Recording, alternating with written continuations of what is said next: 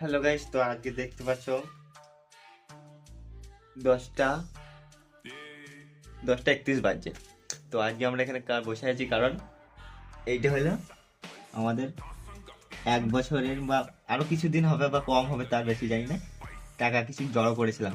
কারণ আমাদের ট্রেন আছে তোমার 5টা 26-এ। তাই এই টাকাগুলো বার করে আজকে আমরা নিজের স্বপ্ন পূরণ করতে যাব। তো ভালো দেখাচ্ছি।